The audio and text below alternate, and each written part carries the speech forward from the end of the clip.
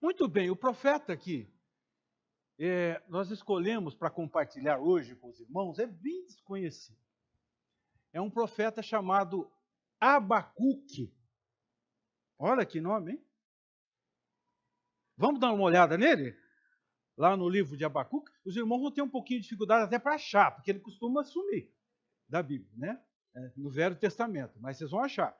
Eu vou levar vantagem, porque eu já peguei bastante ele, né?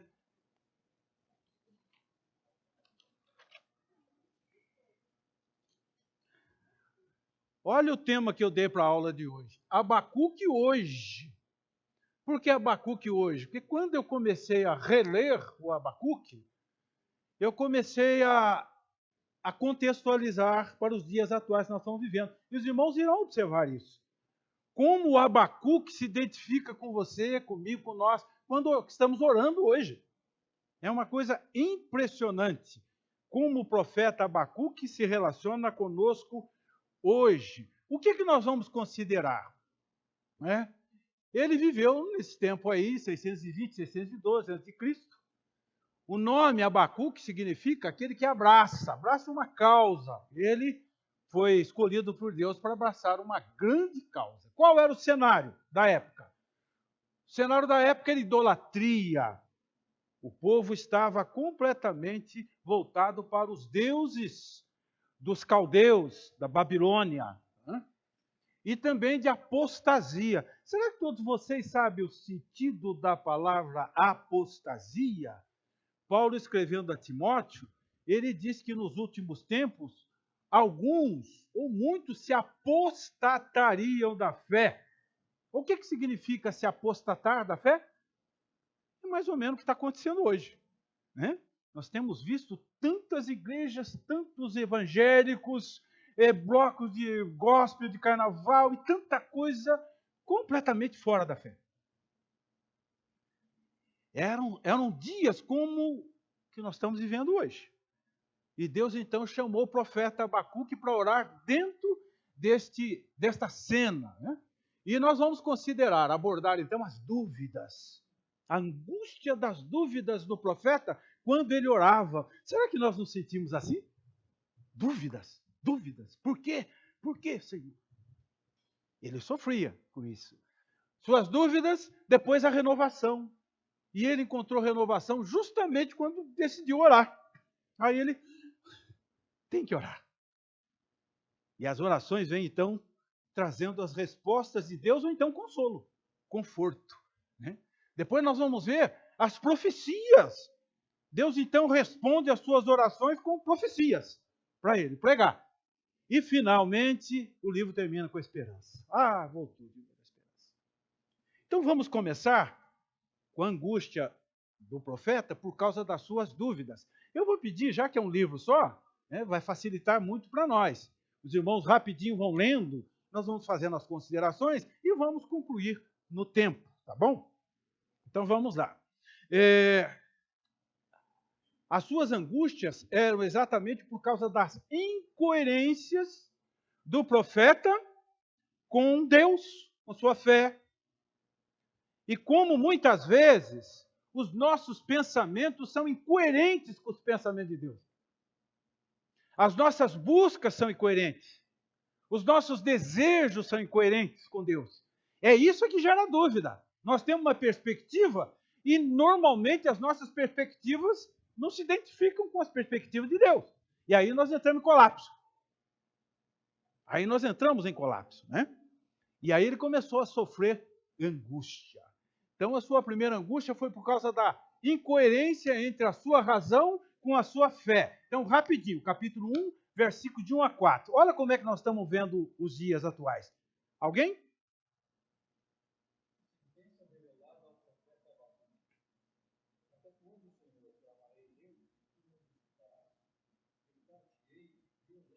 Uhum.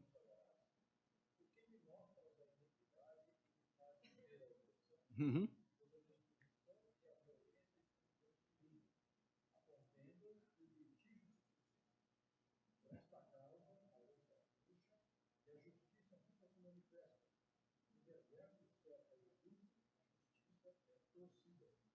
Acabei de assistir os noticiários da televisão. Acabamos de assistir os noticiários da televisão. Né? E ele diz aqui, e até quando não me escutarás? E ele diz aqui, gritar-te-ei, agora eu não vou orar mais, vou sair por aí gritando. O Senhor está me mostrando, olha o que ele diz aqui, por que me mostras a iniquidade? Deus está me revelando tudo. Eu estou vendo violência, eu estou vendo o que mais aqui? A opressão, porque o povo estava debaixo da opressão dos caldeus. Eu estou vendo aqui a frouxidão da justiça. A justiça é torcida. E tudo isso traz o que? Uma angústia. O Senhor me mostra tudo isso só para me ficar angustiado, mas não tem saída. Não tem solução. Não é assim que nós olhamos para a mídia? Nós olhamos para uma mídia assim, a mídia mostra. Parece que a mídia ela tem prazer de angustiar a sociedade. Mostra violência, mostra corrupção, mostra pedofilia, mostra violência contra a mulher. Nossa, quanta coisa foi mostrada sobre a violência da mulher. E a solução?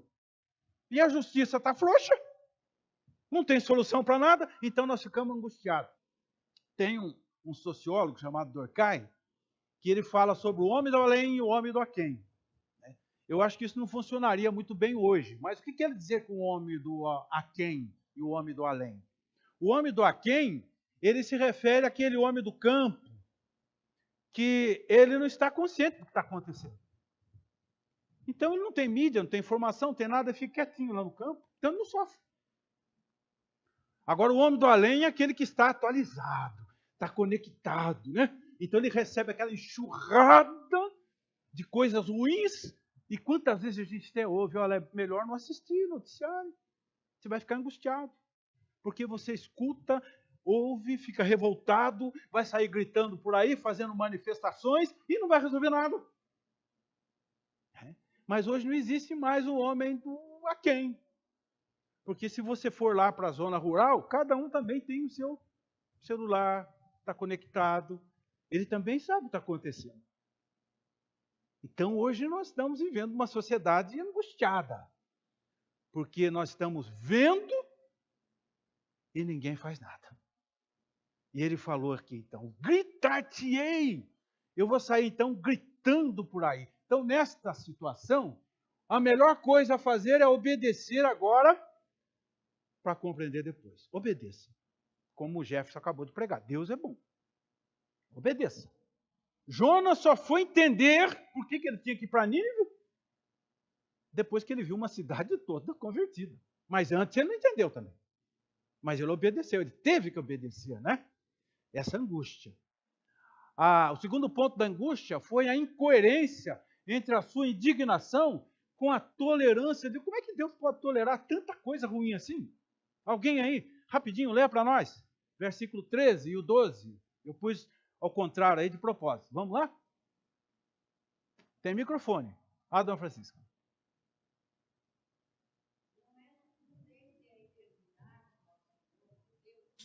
Ó meu Deus, ó meu santo, não morreremos. Ó Senhor, para executar juízo, puseste povos tu.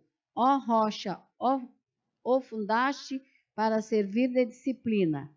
Tu és tão puro de olhos que não podes ver o mal, e a opressão não podes contemplar, porque, pois, toleras os que procedem perfidamente, e te calas quando o perverso devora aquele que é mais justo do que ele? Está vendo? Olha a incoerência. Ele disse, se o senhor tem os olhos santos, o senhor não pode ver isso que está acontecendo aí, fica quieto. Como é que o senhor é tão tolerante assim? Com tantas coisas ruins que estão acontecendo. Eu tenho a impressão que todo o povo evangélico que olhou um pouquinho o carnaval, acho que ficou indignado com aquela cena lá dos Gaviões da Fiel, né? Eu acho que se eu fosse corintiano, eu abandonaria. Eu nunca mais ia querer torcer para o Corinthians. Né? Para que fazer aquilo? Que coisa tão desnecessária! Colocar ali o diabo judiando de Jesus, vencendo Jesus. E aí os irmãos perguntam, por que Deus tolera? Não podia descer um raio ali do céu ali e queimar aqueles bandidos? Não sei se é verdade, se é fake news, né? Fake news. Porque a torcida dos crentes é abacuquiana. Nós queremos que o senhor olhe para isso, resolva isso aí. Como é que o senhor é tão tolerante assim? E a resposta está no versículo 13, que é uma chave. E no versículo 12, não morreremos. Essa é a palavra-chave. Porque se Deus fosse intolerante com isso que está acontecendo hoje, será que nós também estaríamos vivos? Não morreremos. Por isso é que Deus é tolerante. Não se queima a palha junto com o trigo. Primeiro é preciso recolher o trigo. Depois, queima a palha. Eu me lembro que, quando criança, nossa casa ficava na frente de uma lavoura, de uma família japonesa, a família Kano, eles plantavam arroz, né? E ficava aquele arrozal bonito. Aí depois que eles colhiam todo o arroz, aí vinha a queima, queimava a palha. Ficava 3, 4, 5 dias queimando. Aquela fumaça, toda aquela várzea. Né? Mas primeiro eles colhiam o arroz, para depois queimar a palha. Porque se ele decidisse queimar a palha junto com o arroz, o que ia acontecer? Ia queimar toda a plantação. Por isso é que Jesus contou a parábola do joio e do trigo. Primeiro tem que recolher o trigo no celeiro e a palha vai para o fogo. Como é que Deus iria destruir Sodoma e Gomorra se Ló ainda estava lá com a família? Deus foi tolerante. Como é que Deus ia enviar o dilúvio se Noé ainda estava lá? Primeiro arrebatamento. Não chegou a hora ainda. Deus está tolerando, porque lá na sua família, na sua casa, ainda tem alguns ainda que pode ser salvo. É a bondade de Deus. Você não está orando por isso? Se Deus voltar hoje, esses seus entes queridos ainda são palha. Vão ser queimados. Então Deus não está tolerando todas estas aberrações à toa. É por causa daqueles que você está orando, intercedendo. Deus é longânimo e Ele não tem prazer na morte do ímpio, senão Ele já teria fulminado aqueles carnavalescos. Né? Mas o profeta não entendia isso. Por causa dos escolhidos, tais dias estão sendo abreviados. Não é que eu sou tolerante. Deus não é tolerante. Ele não foi tolerante com Sodoma e Gomorra, e nem com o mundo antigo nos dias, não é? Ele não foi tolerante. Mas ele teve o seu tempo. Seu tempo, né? Mas o profeta não entendia essas incoerências. Não dá. Né? Eu vou sair gritando por aí.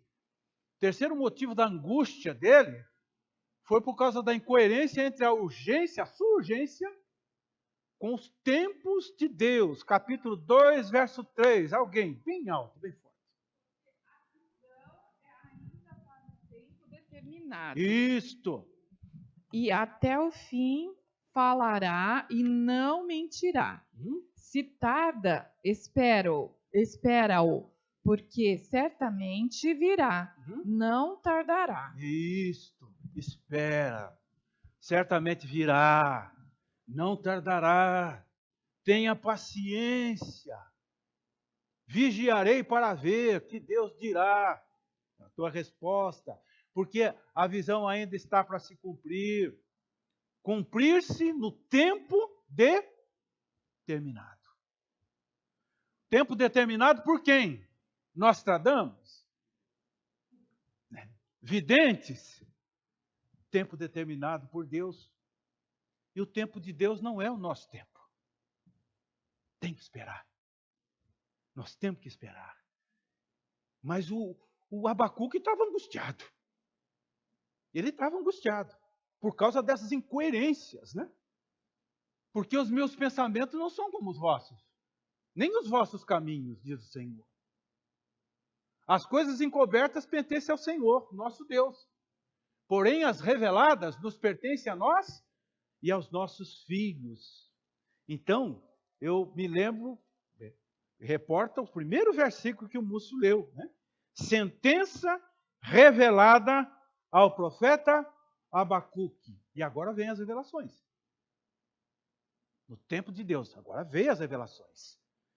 Então, ele conseguiu essas revelações quando decidiu orar. Quando ele decide descer para o seu quarto de oração. Então, vamos dar uma olhada aqui. Capítulo 2, versículos 1 e 2. Então, alguém leia para nós? Vamos lá? Rapidinho. Colocar-me-ei sobre a fortaleza e vigiarei para ver o que Deus me dirá e que resposta eu terei à minha queixa. O Senhor me respondeu e disse: escreve a visão, grava sobre tábuas, para que a possa ler até quem passa correndo. Isto. Agora caiu a ficha dele, ele foi orar. Nada melhor do que uma boa prosa com Deus para que as coisas se resolvam dentro de nós, né? Como a experiência daquele missionário, que até já contei para vocês aqui uma vez, que veio fazer tratamento médico depois de 20, 30 anos trabalhando na obra missionária, ele estava doente. E ele conseguiu uma passagem de navio, por coincidência, no mesmo navio que vinha o prefeito da cidade. E o prefeito vinha de um safari.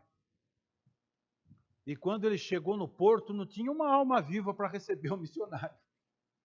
Mas tinha uma banda de música para receber o prefeito, que vinha de um safari. E ele ficou angustiado com aquilo.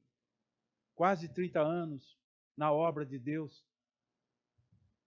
Nenhuma alma viva para me receber. E esse homem vem de um safari, né? Uma festa para ele.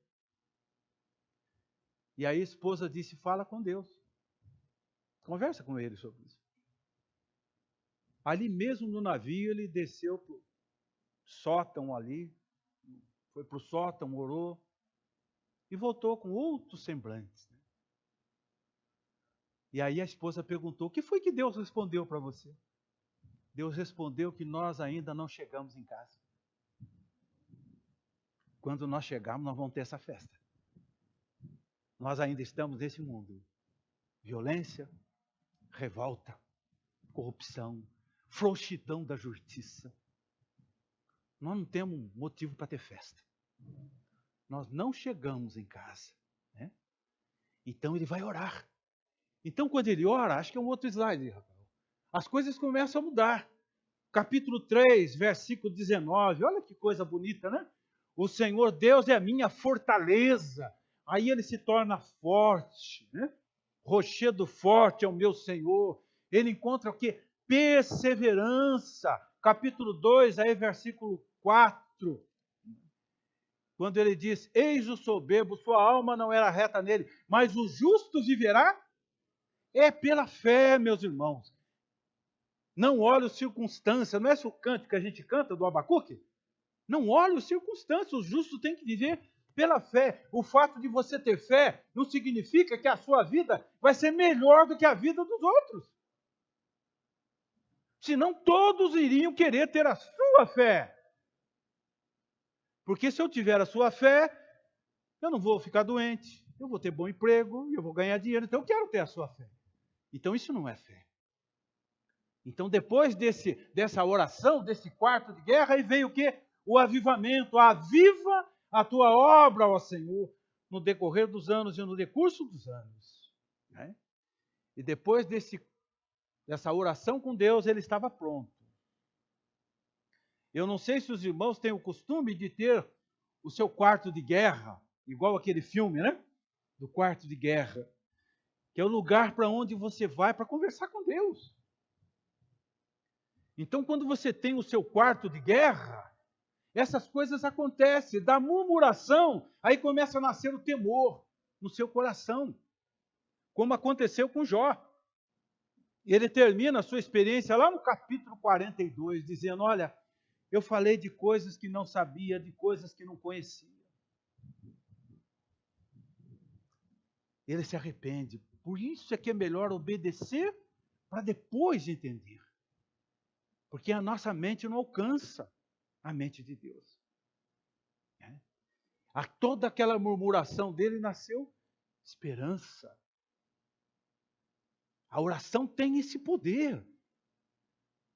E quantas vezes os irmãos ficam assim, completamente no fundo do poço. Nada funciona. Eu vou sair gritando por aí, como disse o profeta. Vai para o seu quarto de guerra. Eu trabalhei 11 anos na Embraer. Né? E ali nós criamos um grupo de oração. O grupo cresceu.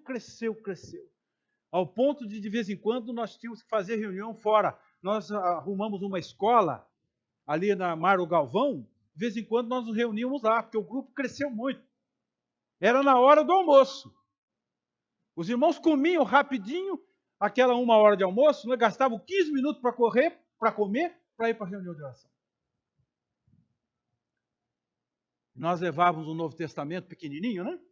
Ali lia um versículo, tinha de tudo, tinha Assembleia de Deus, tinha Adventista, tinha católico, tinha de tudo. Todo mundo ia lá para orar. E aí os irmãos perguntam, onde é que era a reunião de oração de vocês? Vocês têm ideia? Onde que era a nossa reunião de oração? Lotava o lugar. No banheiro. Lotava o banheiro. De vez em quando chegavam umas pessoas lá, uns homens lá para ir no banheiro, eu via aquela turma lá, né? Aí parava, ficava ali. O que vocês estão fazendo? Nós estamos orando. Você tem algum pedido de oração? E aí eu comecei a pedir para eles orarem, para Deus mostrar um lugar assim, mais digno, mais discreto. Né? Vocês acreditam que um supervisor lá me chamou um dia e falou, olha, eu conversei com o meu gerente, porque lá era tudo assim, era aqui, né? Conversei com o meu gerente, né?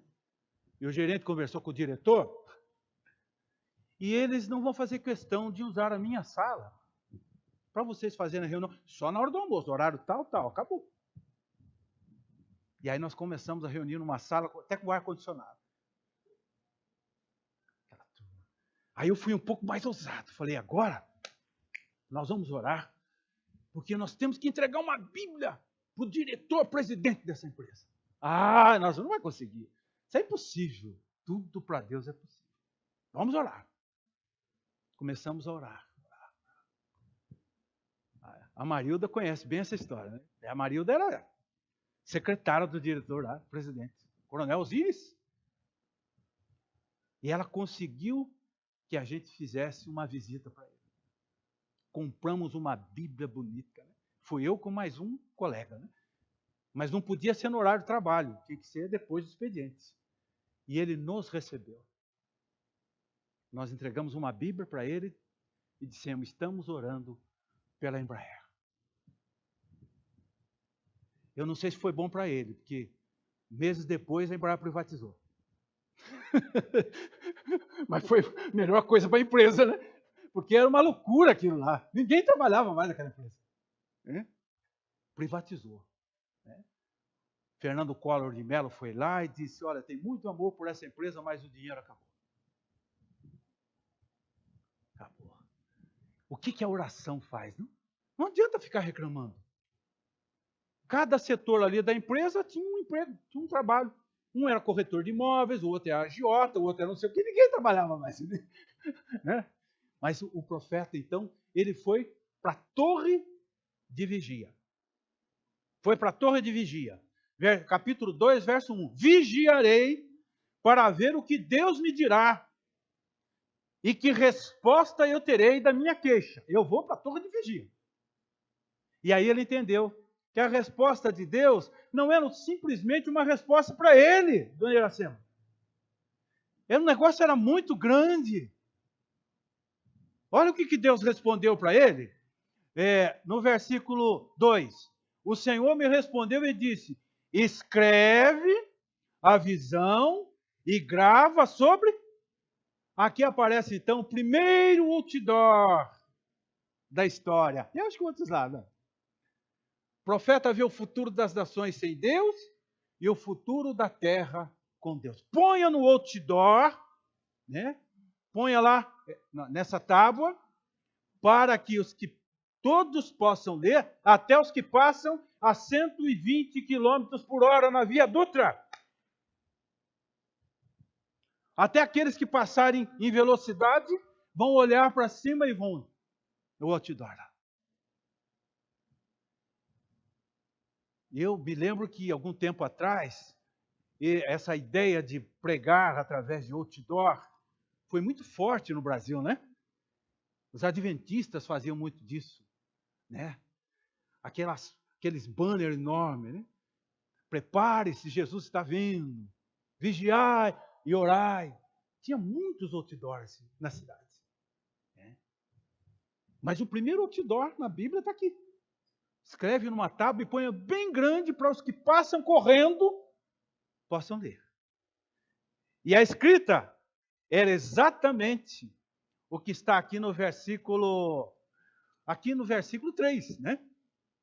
Tudo cumprirá no tempo determinado. O fim virá. Se tardar, espero, porque certamente virá e não tardará. Vai vir.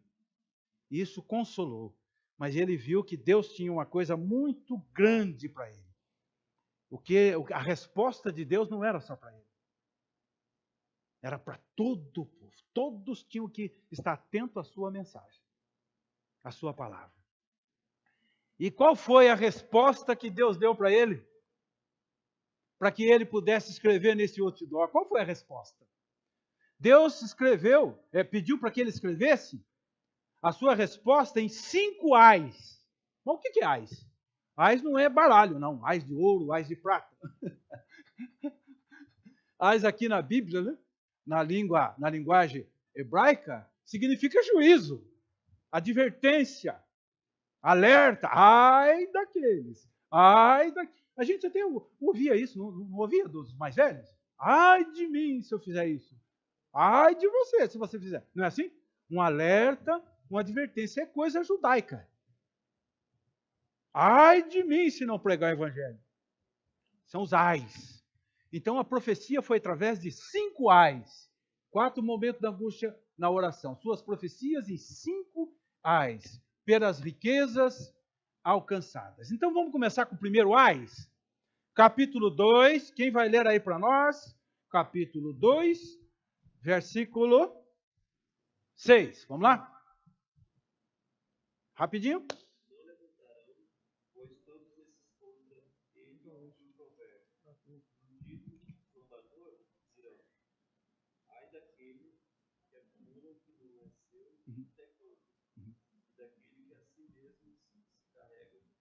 Isso. Ai daquele que acumula o que é seu. Até quando? Até quando? Todo lucro sem Deus, toda corrupção é maldição. Eu tenho certeza que todo dinheiro corrompido é uma maldição. Quem tem dinheiro corrompido não pode ser feliz. E nós estamos vendo hoje isso aí. O que adianta esses homens ter dinheiro? Ter aquelas mansões. Esses homens são vermes ambulantes.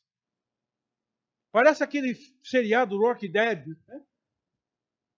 Eles são um Frankenstein, eles não têm paz, não têm alegria, são vermes ambulantes. Eles não têm o mínimo da alegria que você tem. Mesmo não sendo rico.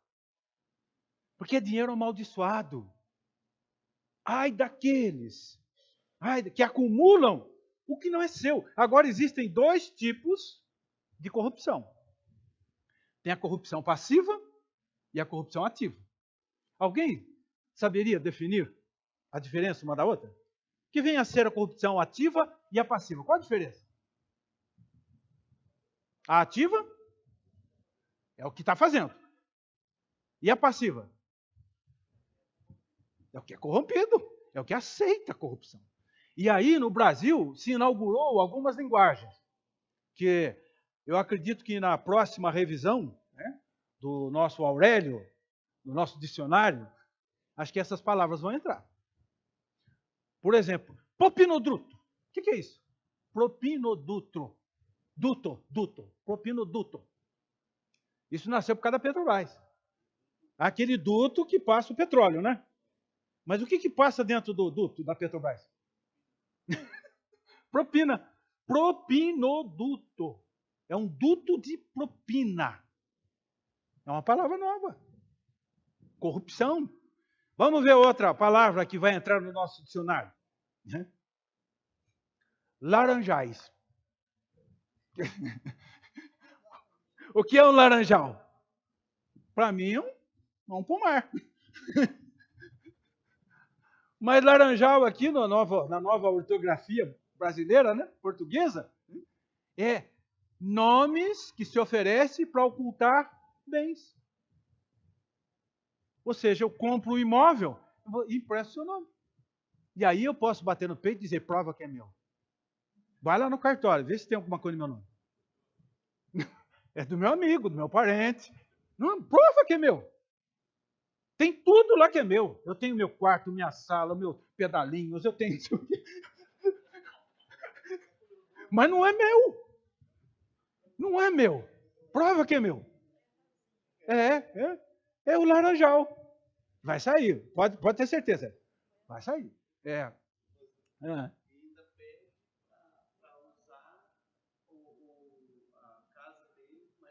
Não é minha. A casa não é minha. É minha, né? E outra palavra também que eu achei interessante, que deve entrar na nossa ortografia, o que é mesmo? Tinha o laranjal, propinoduto, tinha mais uma outra aqui. Deixa eu ver se eu anotei aqui. São tantas. Eu acho que eu esqueci. Lava Jato. O que é Lava Jato? Até então é um lugar onde você lavava o carro rapidinho, né? Tudo começou com Lava Jato. Né? São palavras que hoje qualquer brasileiro conhece. Né? E a gente acha engraçado, mas é muito sério. Ai daqueles. Tudo está guardado, reservado para o tempo determinado. Tudo tem seu tempo certo. Nós estamos aqui ainda. Não dá para Deus derramar o seu juízo. Né? Então vamos para o outro ai, segundo ai, capítulo 2, verso 9. Alguém aí, por favor?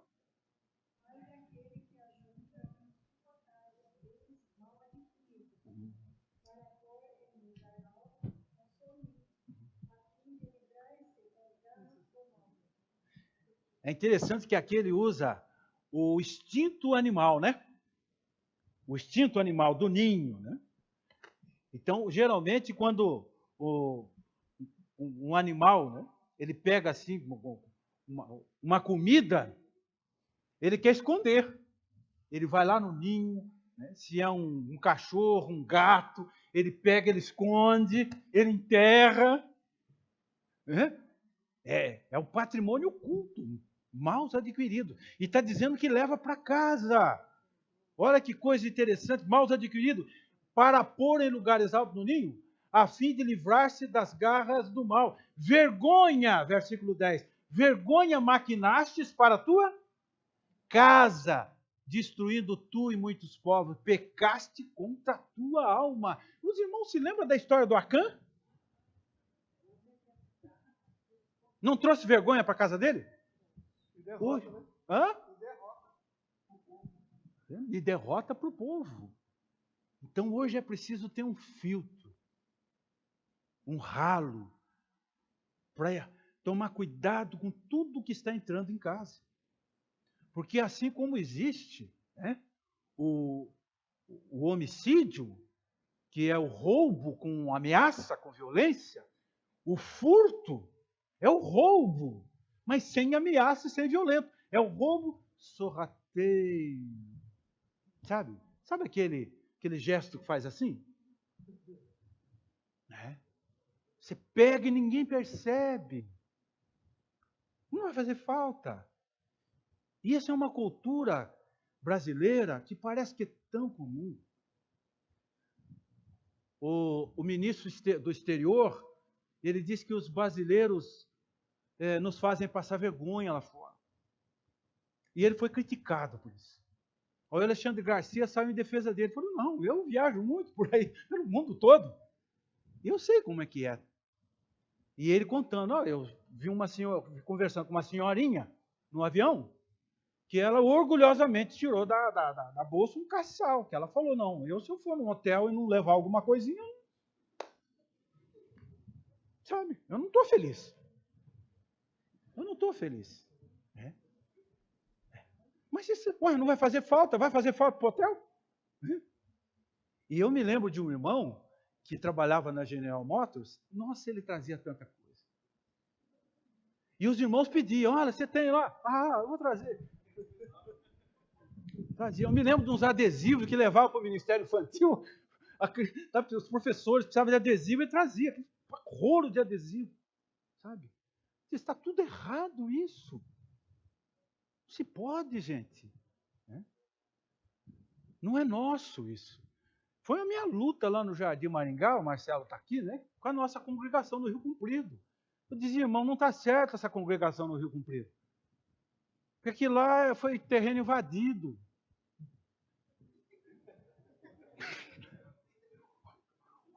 O irmão invadiu lá, fez uma igreja e deu para nós. Bênção! E a placa está lá, Igreja Cristã Evangélica. Não vai para frente. Aí até que os irmãos caíram e largaram mão lá no Rio Comprido. Aí a Batista pegou, bênção! Está lá, agora é da Batista. Sabe? É uma cultura nossa, sabe? Pegar bens mal adquiridos e traz para dentro de casa. Agora, a casa, o lar é uma escola. Seus filhos estão assistindo. Ô pai, o que é isso? Aí eu trouxe do trabalho, né? Eu trouxe daqui, trouxe dali. Eu me lembro até hoje.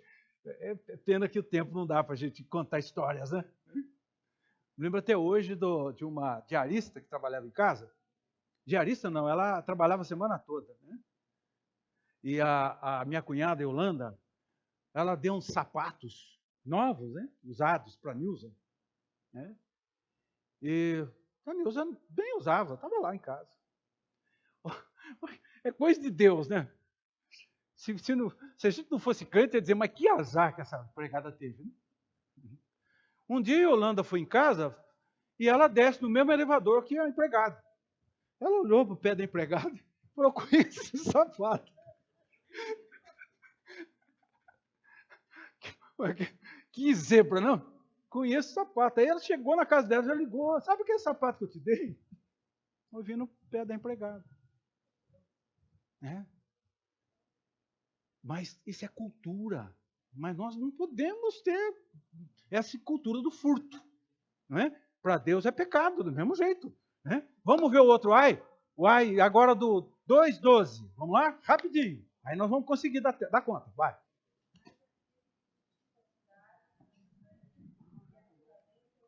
Isso. Cidade edificada, conquistada com sangue. Irmãos, olha, pena que a gente já não tem assim mais aquele pique para ler como eu lia antigamente, mas eu gostava de ler. Aprendi a fazer leitura dinâmica, eu lia, como eu lia. E eu gostava de ler os sermões do Padre Vieira. Eram sensacionais. Ele era filósofo. E em um dos seus sermões ele dizia assim, lá vai o Alexandre para ser condecorado porque roubou uma cidade. E o ladrão para ser enforcado porque roubou um cavalo. Roubar pouco faz os ladrões, roubar muito faz os Alexandres. Que coisa profunda, né? Se você rouba muito, você vai ser condecorado. Basta você pensar na Vale do Rio Doce.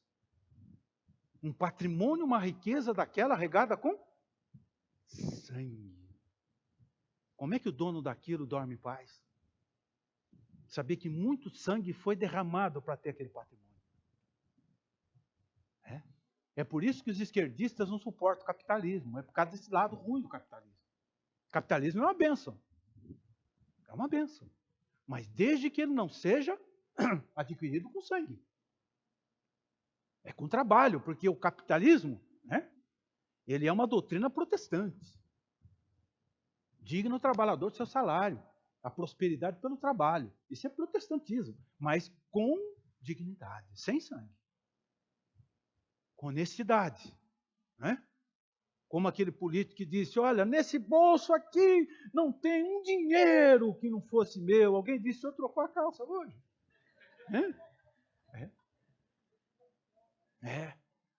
Mas honestidade, você pôr a cabeça e dizer, olha, o que eu tenho é pouco. Tenho minha casa, meu apartamento, tenho um bom carro. Deus até me deu uma casa na praia, um sítio. Mas eu posso dormir em paz. Nunca furtei, nunca roubei, nunca corrompi. Que bênção, não? Que bênção. E vamos para o outro ai. Agora o ai da escravidão, 2,15. Olha que coisa interessante. Como o profeta Abacuque é atual, olha. 2,15.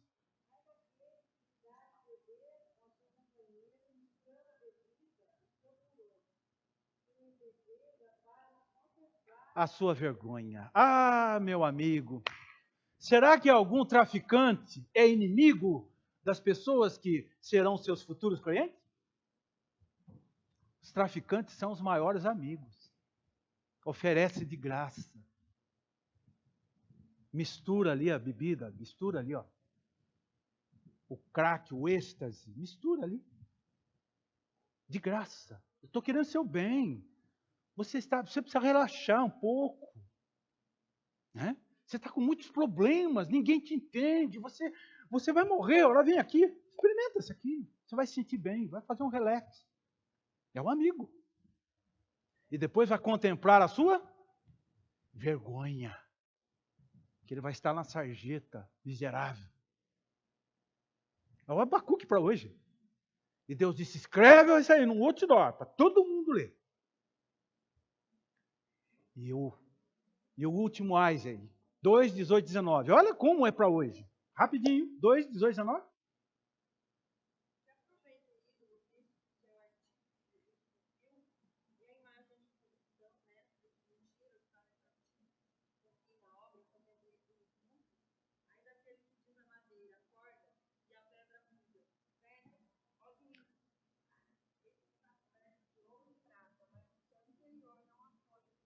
Isto.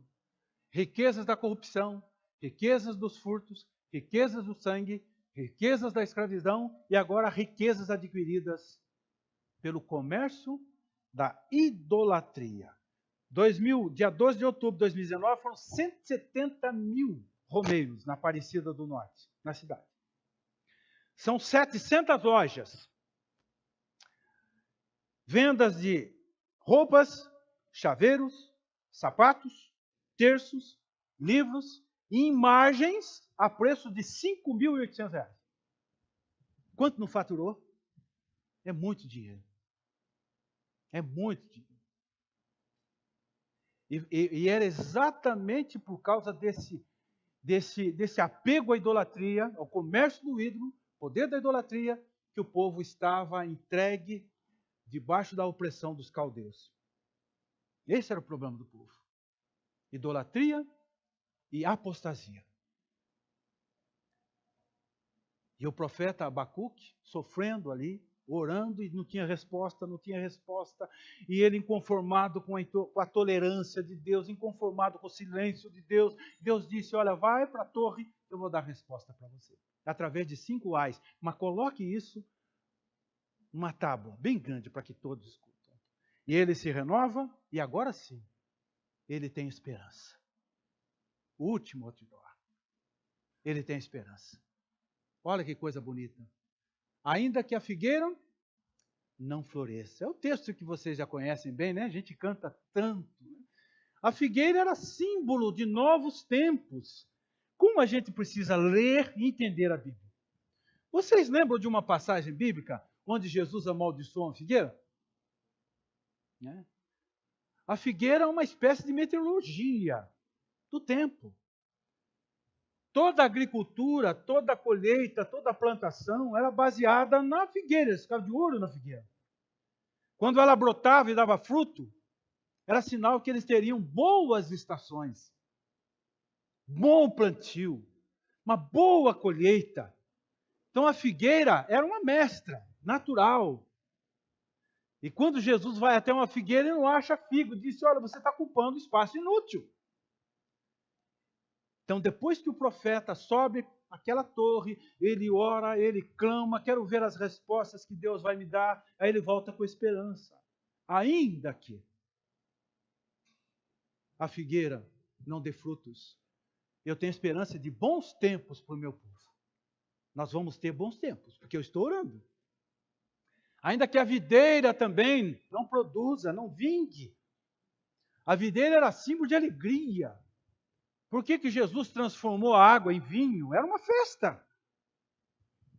Tinha que ter o vinho. E ele tem esperança de boas alegrias, novas alegrias também para o seu povo. Ainda que o povo estivesse vivendo toda aquela opressão, aquele sofrimento, ele não perde a esperança, porque ele foi orar. Subiu na torre para orar.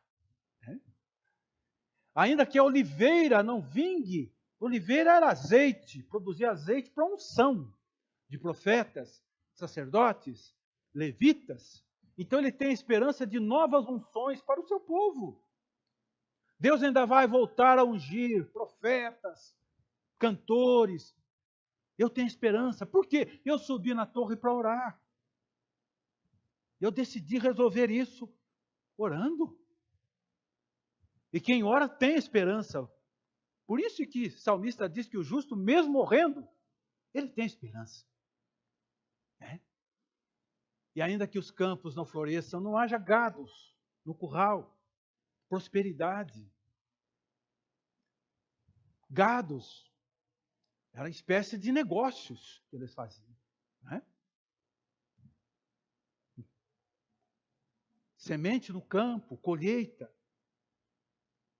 É o tempo que nós estamos enfrentando hoje. Os tempos são difíceis, né?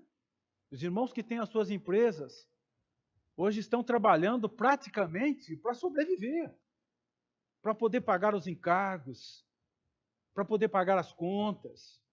Aí, quando vai chegando o fim do ano, tem que pagar 13º do funcionário. Como é que a gente vai fazer? Dá vontade de fechar a empresa.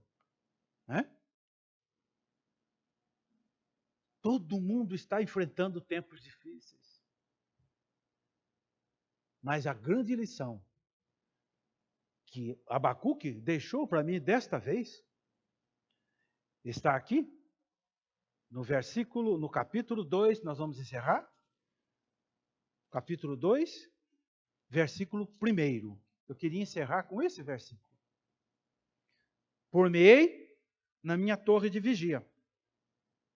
Colocar-me-ei sobre a fortaleza e vigiarei para ver o que Deus me dirá e que resposta eu terei à minha queixa.